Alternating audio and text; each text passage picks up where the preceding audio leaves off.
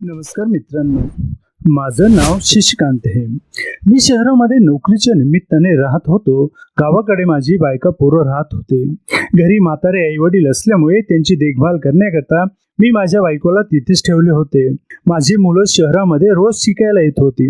माझे आई वडील म्हातारी असल्यामुळे ते शहरामध्ये राहायला तयार नव्हते, कारण त्यांना आयुष्यभर गावात राहायची सवय होती आणि गावाकडे मनमोकळ्या पद्धतीचं वातावरण असल्यामुळे तेथील वातावरणाची त्यांना सवय झाली होती.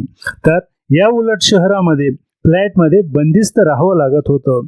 त्यांना तिकडे फिरायची सवय असते, तसेच येथील हवा ही प्रदूषित असते.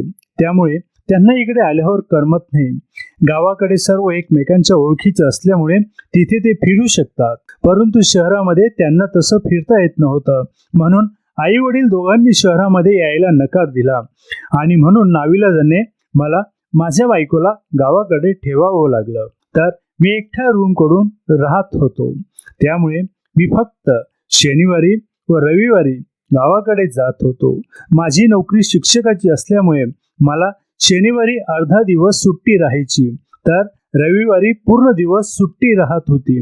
म्हणून मला घरी जायला जमत होतं. त्यामुळे आई वडिलांची पण मी काळजी घेऊ शकत होतो. बायका मुलांना पण भेटू शकत होतो. म्हणून मला 5 दिवस तिकडे राहायला काही वाटत नव्हतं. अशा पद्धतीने माझे छान दिवस चालले होते. घरी माझी बायको आई वडिलांची काळजी घेत असल्यामुळे मला कसलीही काळजी नव्हती. माझी बायको माझ्या आई वडिलांची प्रामाणिकपणे सेवा करत होती. त्यामुळे आई वडील खुश होते. त्यामुळे मला शाळेमध्ये पूर्ण वेळ लक्ष देता येत होतं. घराचीही काही फिकीर नव्हती. त्यामुळे मी मुलांना चांगल्या पद्धतीनं शिकवत होतो. मी आता आमच्या शाळेमध्ये नाविन्यपूर्ण असे बदल करायला सुरुवात केली होती. शाळेच्या जवळच रूम घेऊन राहत असल्यामुळे शाळेतील गरीब मुलांना संध्याकाळी मोफत शिकवणी वर्ग घेत होतो. त्यामुळे वर्गातील हुशार मुलं होत होती.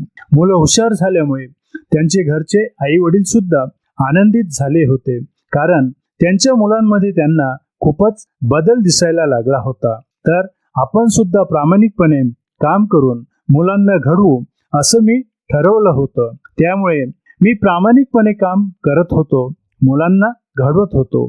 माझ्या शाळेतील मुलं आता चांगल्या मार्काने पास व्हायला लागली होती, कारण त्यांना आजपर्यंत कोणी शाळेच्या व्यतिरिक्त शिकवलं नव्हतं. त्यामुळे मी त्यांना येणारी प्रत्येक अडचण ही सोडवत होतो. जो विषय त्यांना समजत नव्हता तो विषयही त्यांना सोप्या भाषेत समजून सांगत होतो. त्यामुळे मुलांना आता समजायला लागलं होतं. म्हणून पूर्ण शाळेमध्ये मी सर्व विद्यार्थ्यांचा लाडका शिक्षक झालो होतो. सर्व फक्त माझीच वाहवा करत होते, कारण त्यांना कोणीही मोफत शिकवत नव्हतं. ती सेवा फक्त मी देत होतो. म्हणून मुलं व त्यांचे पालक माझ्यावरती खुश होते. माझ्या वर्गातील मुलं आता हुशार झाले होते. त्यामुळे त्यांचं पाहून इतर वर्गातील मुलं पण आता त्यांच्या शिक्षकांना सुद्धा तुम्ही आम्हाला शिकवणी वर्ग सुरू करा असं सांगत होते. परंतु सर्वजण आपापल्या व्यापामध्ये अडकलेले असल्यामुळे, काही शिक्षकांचे खाजगी शिकवणी वर्ग असल्यामुळे ते मुलांना शिकवायला तयार नव्हते. म्हणून मुलं नाराज होत होते. परंतु इतर शिक्षक आता माझ्यावर नाराज व्हायला लागली होती.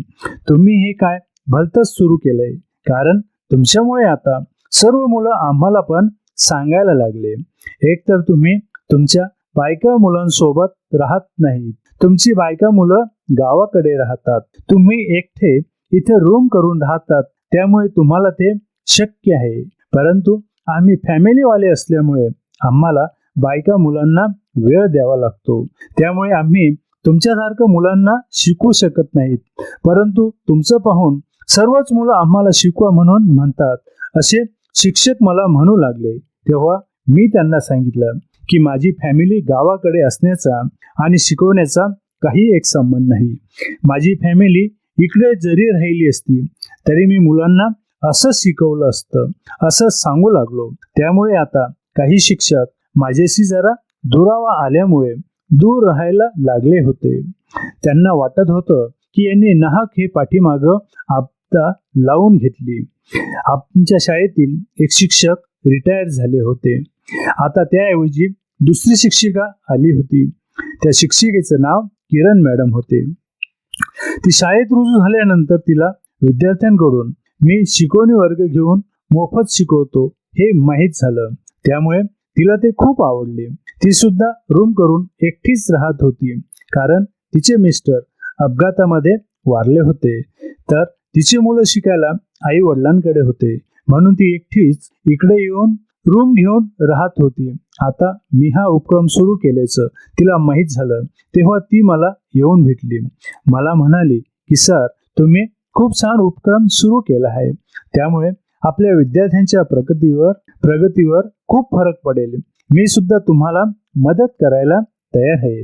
मी पण मुलांना मोफत शिकवायला येत जाईन असं ती म्हणाली.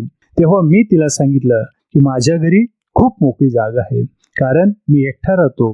त्यामुळे तुम्ही माझी रूम मोकळी आहे, तिथे तुम्ही पण मुलांना शिकवू शकतात असं मॅडमला म्हणालो. तेव्हा मॅडम तयार झाली. मॅडमच्या वर्गातील मुलं पण आता शिकवणी वर्गाला येऊ लागले होते.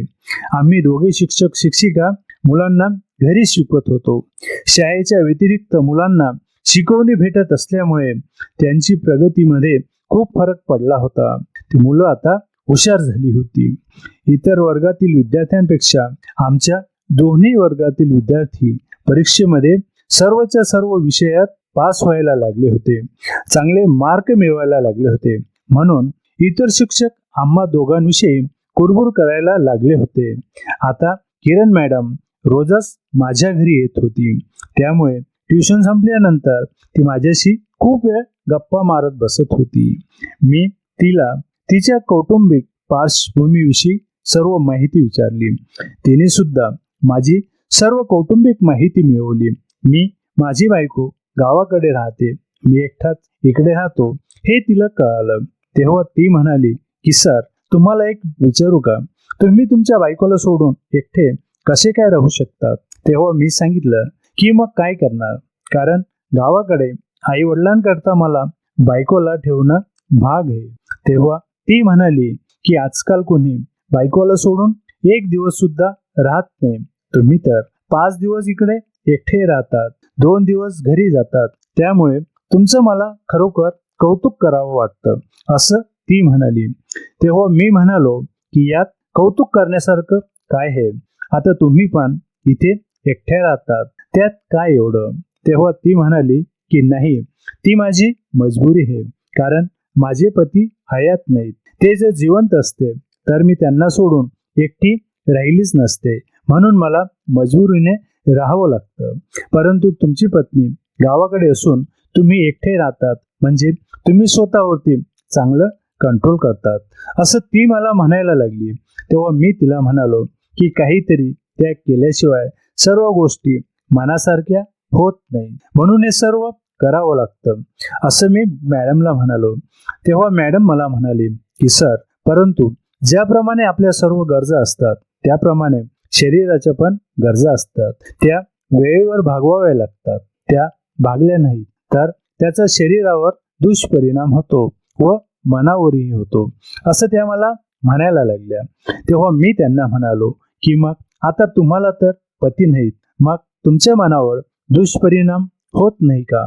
तेव्हा त्या म्हणाल्या, आता मला काही मार्ग नाही, म्हणून ते सहन करावंच लागेल. परंतु तुम्ही जर मनावर घेतलं त्यावर मार्ग काढू शकतात असं मॅडम मला म्हणाली. तेव्हा मी म्हणालो की म्हणजे तुम्हाला काय म्हणायचं? तेव्हा मॅडम म्हणाली, तुम्ही जर माझी ही गरज भागवली, माझी पण गरज पूर्ण होईल. तुम्ही पण 5 दिवस बाहेर राहतात, तुमची पण गरज पूर्ण होईल. तसेच आपण एकत्र ट्युशन घेतो, म्हणून कोणाला बाहेर काही कळणार सुद्धा नाही. म्हणून तुम्ही माझी गरज पूर्ण केली तर मला खूप बरं वाटेल असं मॅडम म्हणाली. तसं बघायला गेलं तर मॅडम माझ्या बायकोपेक्षा दिसायला खूपच सुंदर होत्या, तरुण सुद्धा होत्या. परंतु अचानक त्यांना वैधव्य आलं होतं, त्यामुळे त्यांना एकटीलाच राहावं लागत होतं. आता यामुळे दोघांची गरज भागणार होती, म्हणून मी सुद्धा कसलाही विचार न करता मॅडमला होकार दिला. त्या दिवशी आम्ही दोघे तिथेच घरात दोघांनी एकमेकांच्या हवाली केलं. मला सुद्धा खूप मजा भेटली होती. मॅडम पण खुश झाली होती, कारण दोघांच्या गरजा भागल्या होत्या. त्यामुळे आता मला पण मॅडमला पण पूर्ण तृप्ती भेटली होती. त्यामुळे आम्ही दोघं खूप खुश झालो होतो. आता जेव्हा मॅडमची इच्छा होत होती तेव्हा आम्ही आमच्या दोघांच्या गरजा पूर्ण करत होतो.